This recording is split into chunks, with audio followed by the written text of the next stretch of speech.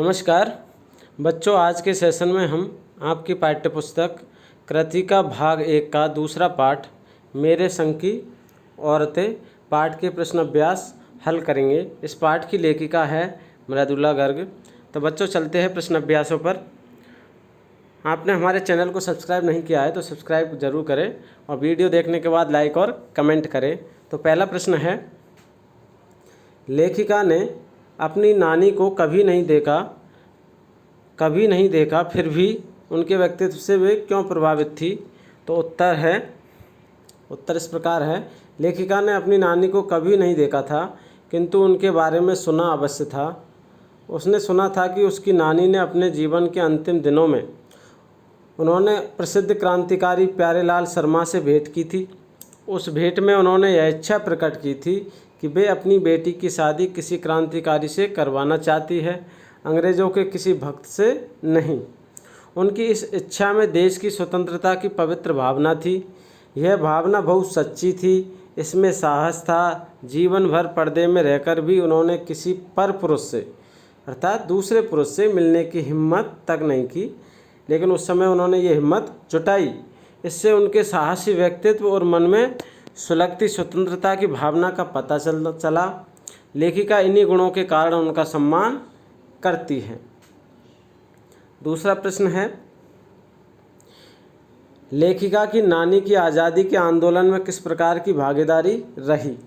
उत्तर इस प्रकार है, लेखिका की नानी ने आज़ादी के आंदोलन में प्रत्यक्ष रूप से भाग नहीं लिया था, पर आज़ादी के आंदोलन में उनका अप्रत्यक्ष योगदान अवश्य था। वे अनपढ़ परंपरागत पर्दानसी औरत थी अर्थात पर्दा करने वाली औरत थी।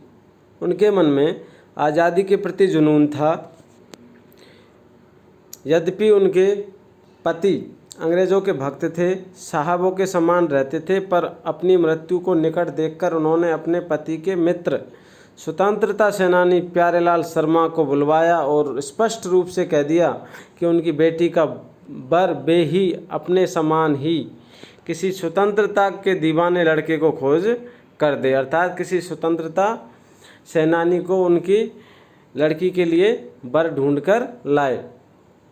इससे उनकी बेटी का विवाह आज़ादी के आंदोलन में भाग लेने वाले उस लड़के से हो सका जिसे ICS परीक्षा में बैठने से रोक दिया गया था। इस तरह उसकी नानी ने आज़ादी के आंदोलन में भागीदारी निभाई।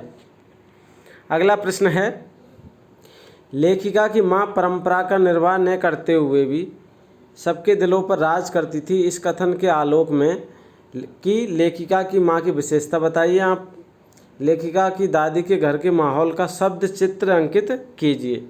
तो सबसे पहले हम लेखिका की मां की विशेषता देखते हैं। उत्तर इस प्रकार है, लेखिका की मां की स्थितियां और व्यक्तित्व दोनों असाधारण थे।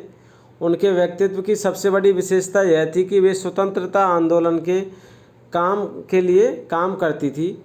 उनकी सोच मौलिक थी। लेखिका के शब्दों में वह खुद अपने तरीके से आज़ादी के जुनून को निभाती थी।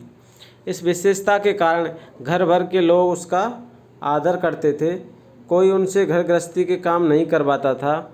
उनका व्यक्तित्व ऐसा प्रभावी था कि ठोस कामों के बारे में उनसे केवल राय ली जाती थी और उस राय को पत्थर की लकीर मानकर निभाया जाता था। लेखिका की मां का सारा समय किताबें पढ़ने, साहित्य चर्चा करने और संगीत सुनने में बीतता था। वे कभी बच्चों के साथ लाड प्यार भी नहीं करती थी। उनके मान सम्मान के दो कारण प्रमुख थे। वे कभी झूठ नहीं बोलती थी। वे एक की गोपनीय बात दूसरे से नहीं कहती थी। में है, लेखिका की दादी के घर में विचित्र विरोधों का संगम था।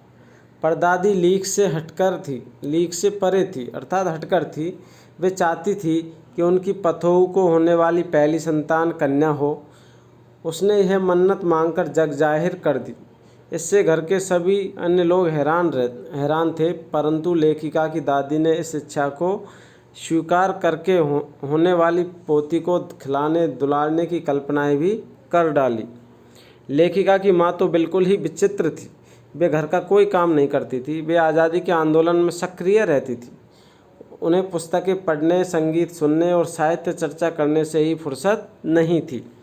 उनके पति भी क्रांतिकारी थे, वे आर्थिक दृष्टि से अधिक समृद्ध नहीं थे। विचित्र बात यह थी कि लेखिका के दादा अंग्रेज़ों के बड़े प्रशंसक थे, घर में चलती उन्हीं की थी, किंतु घर की नारियां अपने अपने तरीके से जीने के लिए स्वतंत्र थी, कोई किसी के विकास में बाधा नहीं बनता था।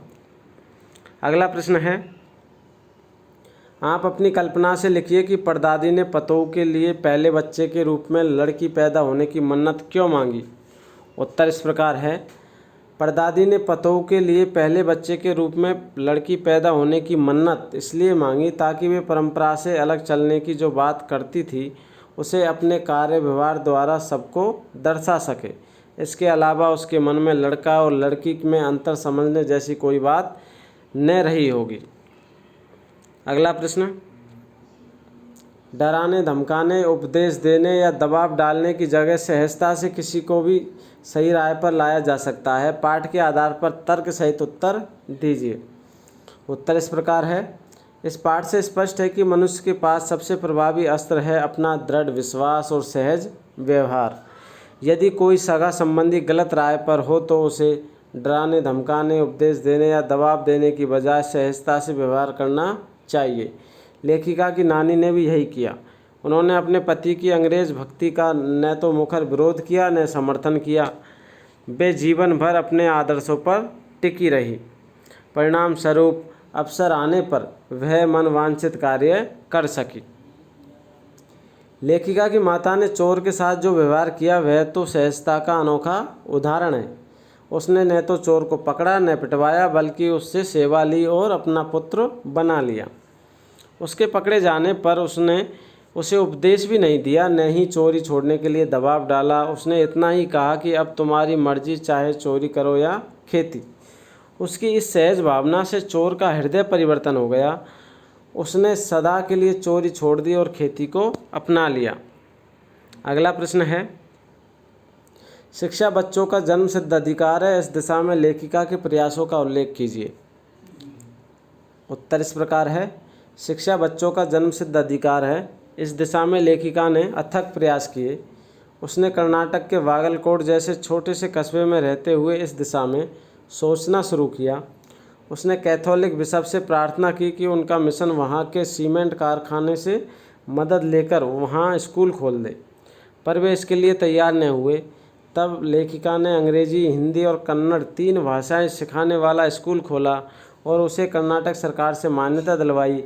इस स्कूल के बच्चे बाद में अच्छे स्कूलों में प्रवेश पा गए। अगला प्रश्न, पाठ के आधार पर लिखिए कि जीवन में कैसे इंसानों को अधिक श्रद्धा भाव से देखा जाता है। उत्तर इस प्रकार है, इस पाठ के आधार पर स्पष्ट है कि ऊंची भावना वाले दृढ़ संकल्पी लोगों को श्रद्धा से देखा जाता है। जो लोग सद्भावना से व्यवहार करते हैं तथा आवश्यकता पड़ने पर गलत रूढ़ियों को तोड़ डालने की हिम्मत रखते हैं, समाज में उनका खूब आदर सम्मान होता है। लेखिका की नानी इसलिए श्रद्धेया बनी क्योंकि उसने परिवार और समाज से विरोध लेकर भी अपनी पुत्री को किसी क्रांतिकारी से ब्याहने की बात कही। इस कारण वह सबकी पूज्या बन गई। लेखिका की परदादी इसलिए श्रद्धेया बनी क्योंकि उसने 2 धोतियों से अधिक संचय न करने का संकल्प किया था। उसने परंपरा के वृद्ध लड़के की बजाय लड़की होने की मन्नत मांगी। लेखिका की माता इसलिए श्रद्धेया बनी क्योंकि उसने देश की आज़ादी के लिए कार्य किया, कभी किसी से झूठ नहीं बोला, कभी किसी की गोपनीय बात को दूसरे को नहीं बताया। ये सभी व्यक्तित्व सच्चे थे, लीक से परे थे तथा दृढ़ निश्चयी थे। इस कारण इनका सम्मान हुआ, इन पर श्रद्धा प्रकट की गई। अगला प्रश्न और अंतिम प्रश्न है, सच अकेलेपन का मजा ही कुछ और है। इस कथन के आधार पर लेखिका की बहन एवं लेखिका के व्यक्तित्व के बारे में अपने विचार व्यक्त कीजिए। उत्तर इस प्रकार है, सच अकेलेपन का मजा ही कुछ और है। इस कथन के आधार पर ज्ञात होता है कि लेखिका और उसकी बहन दोनों ही अपने दृढ़ निश्चय और जिद्दीपन के कारण उक्त कथन को चरितार्थ नहीं करती है बल्कि उसका आनंद भी उठाती है। चरितार्थ ही नहीं करती बल्कि उसका आनंद भी उठाती है। लेखिका की बहन रेणु तो लेखिका से भी 2 कदम आगे थी। वह गर्मी में भी उस गाड़ी में नहीं आती थी जिसे उसके पिता ने स्कूल से लाने के लिए लगवा रखा था। वह एक बहन गाड़ी में आती थी जबकि रेणु पैदल। इसी तरह शहर में एक बार 9 इंच बारिश होने पर शहर में पानी भरने के कारण घरवालों के मना करते रहने पर भी वह लबलब करते पानी में स्कूल गई और स्कूल बंद देखकर लौट आई। लेखिका ने बिहार के डालमिया शहर में रूढ़िवादी स्त्री पुरुषों के बीच जहां जागृति पैदा की, उनके साथ नाटक करते हुए सूखा राहत कोष के लिए धन एकत्रित किया, वहीं दूसरी ओर कर्नाटक के छोटे से कस्बे में बच्चों के लिए स्कूल खोला और मान्यता दिलवाई। यह काम लेखिका ने अकेले ही शुरू किया था। तो बच्चों, आज का पाठ अर्थात आज के पाठ के प्रश्न अभ्यास आपको समझ में आ गए होंगे कि मेरे संग की औरतें पाठ में जितने भी प्रश्न थे हमने आपको सभी का हल बताया है। अब आप हमारे इस वीडियो को लाइक कीजिए, दोस्तों के साथ शेयर कीजिए और मेरे चैनल को सब्सक्राइब ज़रूर करें। धन्यवाद।